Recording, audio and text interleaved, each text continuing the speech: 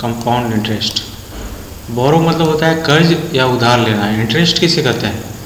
A money who paid additional with receiving amount from other person, मतलब ये पैसा जो किसी व्यक्ति ने लिया किसी से, उसके अलावा भी उसे कुछ और देना पड़ रहा है, डैट इज कॉल्ड इंटरेस्ट। जैसे कि डायग्राम से है, मतलब इस फिगर से पता चल रहा है कि इस व्यक्ति से इसने 500 रुपये लिया, आफ्टर पीरियड ऑफ टाइम में इसको इस व्यक्ति को 500 रुपया प्लस एक्स देना पड़ रहा है। तो जो एक्स प्राइस होगा वो इंटरेस्ट होगा। प्रिंसिपल क्या होता है? तो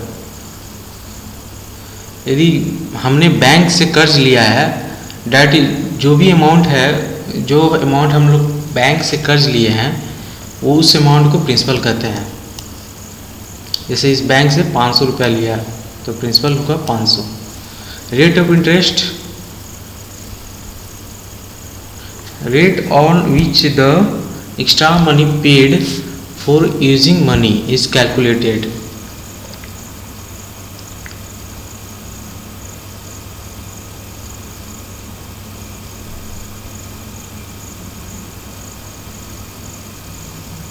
rate of interest percent form में होता है। जैसे 20% rate of interest means for every 100 of rupees we have to pay 20 rupees per year, यानी ईच ईयर। मतलब 20% रेट ऑफ इंटरेस्ट ले रहा है तो यानी हमको 100 रुपये पे 20 रुपया देना पड़ेगा हर साल। अमाउंट क्या होता है? तो total money return to the bank after end of period is called amount. मतलब जिस पीरियड तक के लिए हमने बैंक से लोन लिया है या पैसा लिया है वो तो चुकाना पड़ेगा एक समय के, मतलब एक टाइम पीरियड में चुकाना पड़ेगा उसको। तो जो टाइम पीरियड में जो भी पैसे चुकाना होगा वो अमाउंट होगा। और अमाउंट का फॉर्मूला होता है sum of principal plus interest.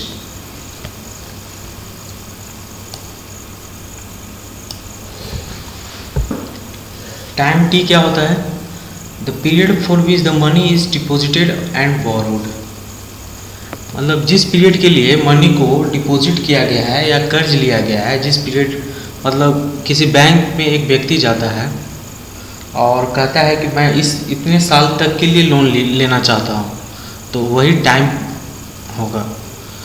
या इतने साल तक मैं इस मनी को डिपॉजिट करना चाहता हूँ या डिपॉजिट करना चाहता हूँ, तो वो टाइम होगा।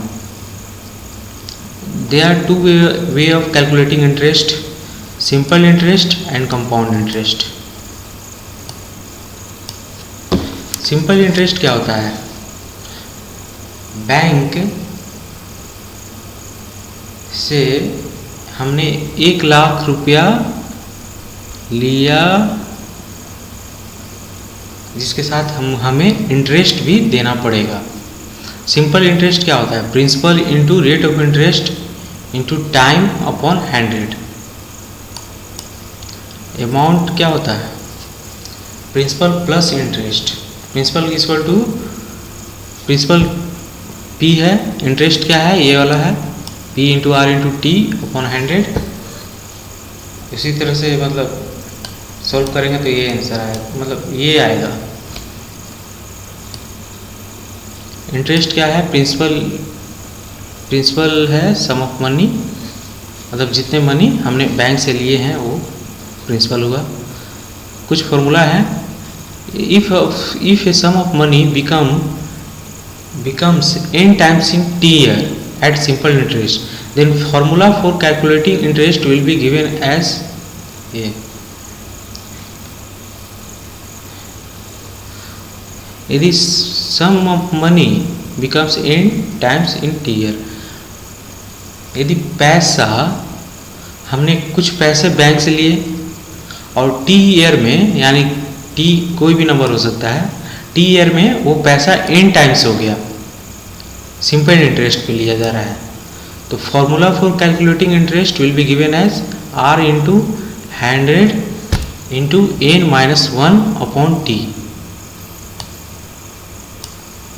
सिंपल इंटरेस्ट पे है, और टी टाइम में यदि जो अमाउंट लिए थे वो एन टाइम हो गया, तो एन जितना टाइम हुआ है यहाँ पुट कर देंगे एन की जगह पे। टाइम कितने टाइम के लिए, मतलब कितने टाइम के लिए लिए हैं वो यहाँ पुट कर देंगे और आर के वैल्यू आ जाएगा, rate of interest. If simple interest for certain some is, if a simple interest for certain some for time t1 and the rate of interest r1 is I1, मतलब मान लो कि किसी bank से हम मतलब कुछ पैसे लिए सिंपल इंटरेस्ट पे t1 टाइम के लिए और r1 रेट इंटरेस्ट के लिए, तो उसका सिंपल इंटरेस्ट I1 निकाला गया। Simple interest for another sum P2 for the T2 and rate of interest R2 is I2, मतलब I2 सिंपल इंटरेस्ट है जिसमें मनी निकाला गया P2, टाइम पीरियड कितना है T2, रेट ऑफ इंटरेस्ट क्या है R2, तो difference of simple interest is I2 minus I1 P2 R2 T2 minus P1 R1 T1 upon 100।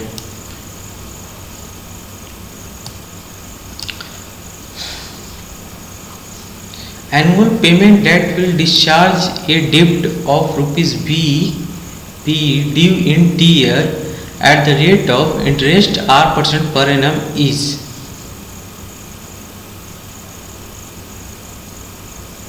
this, मतलब कितना एनुअल पेमेंट होना चाहिए जिससे हमारा कर्ज जो है, कितना कर्ज है ₹P,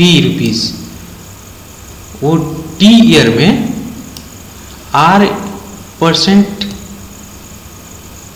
interest, rate of interest R% per annum कहना चाहता है कि the annual payment will that will discharge डिप्ट,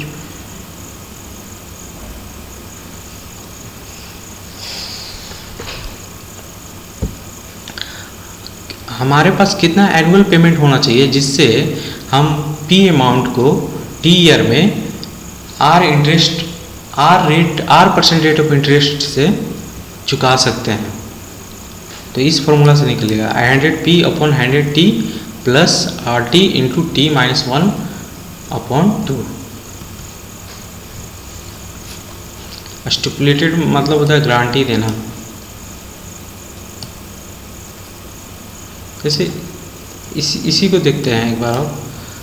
तो मान लो कि मेरा कर्ज है बैंक पे, या मान लो कि बैंक पे कर्ज नहीं है, मान लो कि मैंने किसी व्यक्ति से लिया 2 लाख रुपए लिए और उसे हमें 3 साल में देने हैं और 10% पर एनम, मतलब रेट ऑफ इंटरेस्ट लिया गया है 10%। तो कितना एनुअल पेमेंट होना चाहिए, तो इस फॉर्मूला से एनुअल पेमेंट निकल जाएगा 100P upon 100T plus RT into T minus 1 upon 2। Compound interest क्या होता है? Principal is not constant for the whole time period. Compound interest में प्रिंसिपल जो है वो होल टाइम पीरियड के लिए कांस्टेंट नहीं होता है, बदलते रहता है वो। अमाउंट क्या होता है?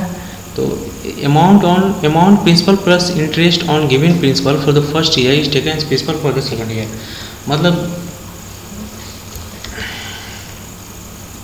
मान लो कि फर्स्ट ईयर में प्रिंसिपल कोई दिया हुआ है, यानी मतलब सम ऑफ मनी जो कि बैंक से निकाला गया है या किसी व्यक्ति से लिया गया है, उसका अमाउंट निकालेंगे।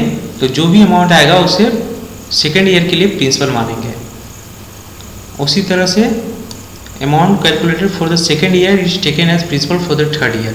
मतलब second year is taken principal for the third year.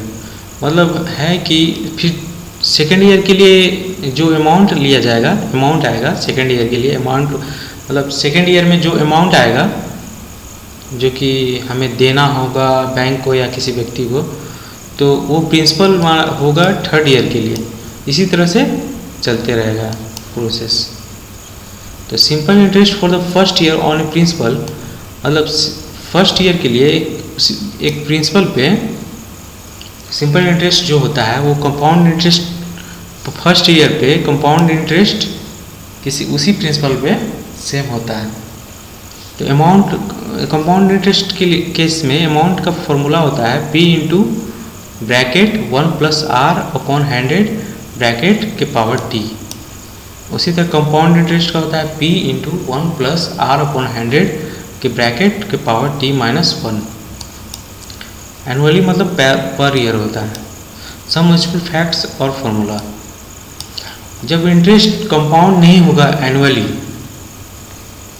मतलब है कि एनुअली मतलब साल के हिसाब से इंटरेस्ट कंपाउंड नहीं है, तो इसका फॉर्मूला होगा amount is equal to P into 1 plus R upon जो 100 में है उसमें n मल्टीप्लाई कर देंगे और T जो पावर में है उसमें n मल्टीप्लाई कर देंगे, जैसे यहाँ है।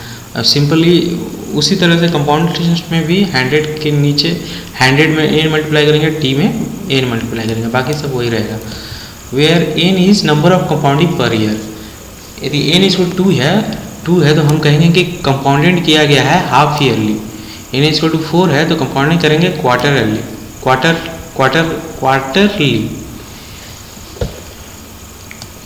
If the population of a city is P, it increase with the rate of R% per annum. Then कह रहा है यदि किसी आबादी का मतलब किसी शहर का आबादी P है और वो इंक्रीज हो रहा है R% पर एनम से, तो पॉपुलेशन आफ्टर एन ईयर ये होगा P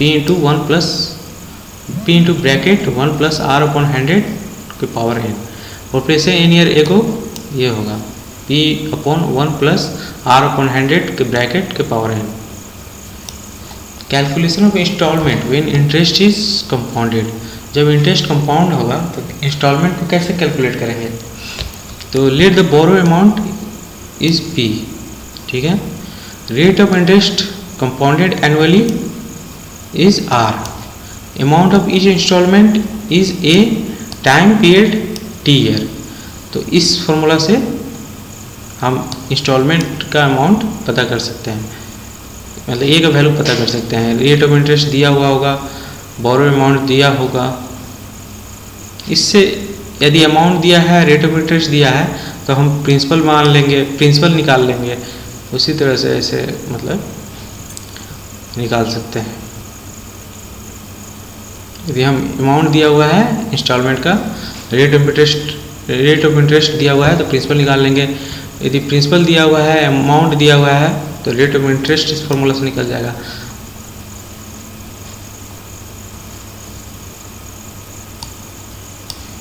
ये कैलकुलेशन ऑफ इंस्टॉलमेंट है जब इंटरेस्ट कंपाउंड होगा।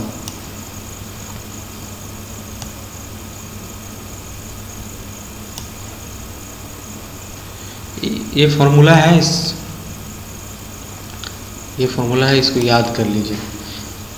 x plus x square plus x cube plus x4 plus dot dot dot plus 2n terms equal to x into xn x के power n minus 1 upon x minus 1। लेंट यहाँ पर लिखा हुआ है एल। लेंट होता है कि 40 दिन का पीरियड होता है जिसमें क्रिश्चियंस जो धर्म के लोग हैं वो खाना बंद कर देते हैं या कुछ नहीं करते हैं या कुछ करते हैं रिलीजियस रीजन के कारण। बेटर रेट ऑफ इंटरेस्ट का मतलब है मोर रेट ऑफ इंटरेस्ट। ये मतलब बैंक के लिए सही है ये कि यदि बैंक बोल रहा है कि हम बेटर रेट ऑफ इंटरेस्ट दे रहे हैं तो ये बैंक के लिए फ़ायदा है कि वो मोर रेट ऑफ इंटरेस्ट ले रहा होगा।